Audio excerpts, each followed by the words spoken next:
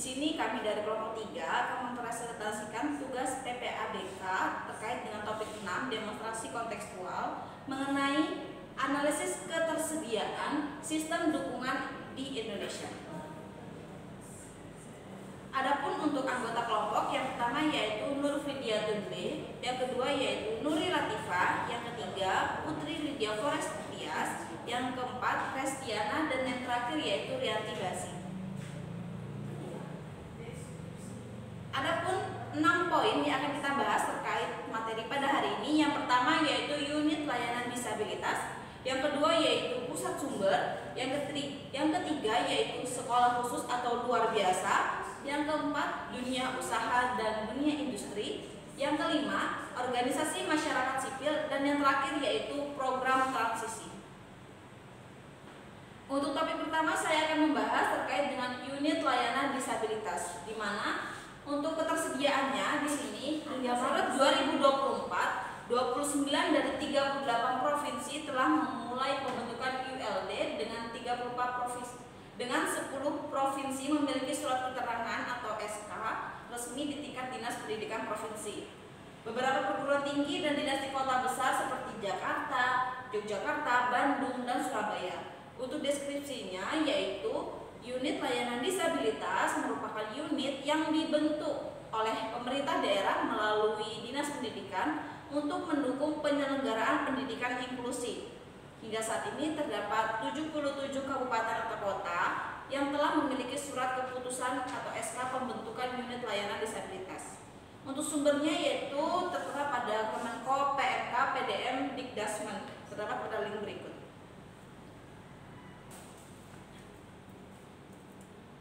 Selanjutnya yaitu pusat sumber.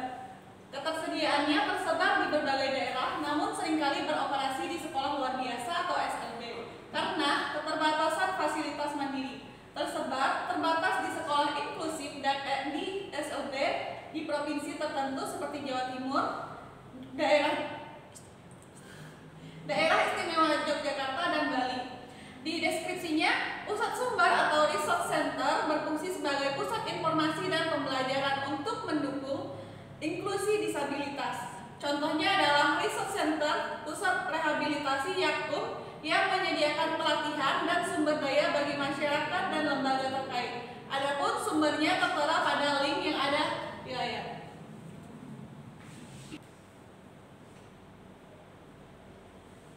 Baik, untuk poin yang ketiga yaitu sekolah khusus atau luar biasa. Yang pertama, ketersediaan. Terdapat 2.250 SLB di Indonesia pada tahun ajaran 2020-2021.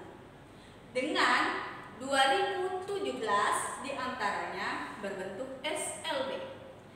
Distribusi tidak merata dengan konsentrasi tinggi di Jawa Timur dan paling sedikit di Kalimantan Utara.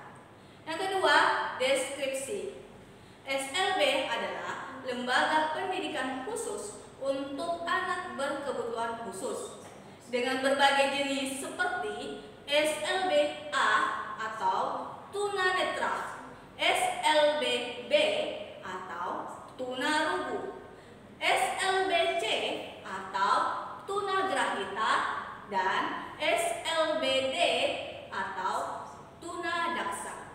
SLB bertujuan untuk mengembangkan potensi siswa agar mandiri sesuai dengan kebutuhan mereka. Adapun sumbernya yaitu Kemendikbud Vokasi, Wikipedia yang tertera pada layar. Nah, selain berikutnya itu dunia usaha dan dunia industri. Ketersediaan perusahaan seperti BRI, PT BNI, dan PT Buana Nusa Sejahtera telah menerima penghargaan atas inisiatif inklusi mereka dalam mempekerjakan penyandang disabilitas. Beberapa kota besar seperti Jakarta, Surabaya, Bandung, dan Medan. Nah, di deskripsinya ada beberapa perusahaan mulai menunjukkan langkah inklusif dengan mempekerjakan penyandang disabilitas pada awal 2024, Kementerian Sosial memberikan penghargaan kepada 15 perusahaan yang telah mengambil inisiatif inklusi, termasuk PT BRI dan PT BNI. Namun, secara umum keterlibatan Dudi masih perlu ditingkatkan. Nah, sumbernya itu ada di layar. Oke, selanjutnya ada organisasi masyarakat sipil. Ketersediaannya yaitu tersebar di seluruh Indonesia dengan contoh seperti Formasi Disabilitas dan Sigap Indonesia yang aktif dalam advokasi dan pemantauan hak penyandang disabilitas, berbasis komunitas, tersedia di kota dan beberapa wilayah pedesaan seperti Yogyakarta, Solo, NTT, dan Aceh. Selanjutnya deskripsi yaitu OMS seperti Forum Masyarakat Pemantau untuk Indonesia Inklusif Disabilitas atau Formasi berperan dalam advokasi, penguatan kapasitas, dan pemantauan hak-hak penyandang disabilitas.